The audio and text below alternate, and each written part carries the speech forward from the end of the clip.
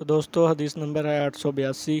یہ باب ہے جمعہ کی نماز کو جانے کی فضیلت۔ اس کی حدیث نمبر 881 آپ نے پچھلی ویڈیو میں سنی اور دیکھی ہوگی۔ آج ہم پڑھیں گے حدیث نمبر 882۔ ہم سے ابو نعیم نے بیان کیا، کہا کہ ہم سے شیبان بن عبد الرحمن نے یحییٰ بن ابی کثیر سے بیان کیا، ان سے ابو ہریرہ نے کہ عمر بن خطاب رضی اللہ تعالیٰ عنہ جمعہ کے دن خطبہ دے رہے تھے کہ ایک بزرگ حضرت عثمان رضی اللہ تعالیٰ عنہ داخل ہوئے۔ عمر بن خطاب نے فرمایا کہ آپ لوگ نماز کے لیے آنے میں کیوں دیر کرتے ہیں؟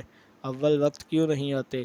آنے والے بزرگ نے فرمایا کہ دیر صرف اتنی ہوئی کہ اذان سنتے ہی میں نے وضو کیا اور پھر حاضر ہوا۔ آپ نے فرمایا کہ کیا آپ لوگوں نے نبی کریم صلی اللہ علیہ وآلہ وسلم سے یہ حدیث نہیں سنی کہ جب کوئی جمعہ کے لیے جائے تو اسے غسل کر لینا چاہیے۔ یہ اس حدیث کی تشریح ہے۔ اگر کوئی بھائی پڑھنا چاہے تو وہ یہاں سے پڑھ سکتا ہے۔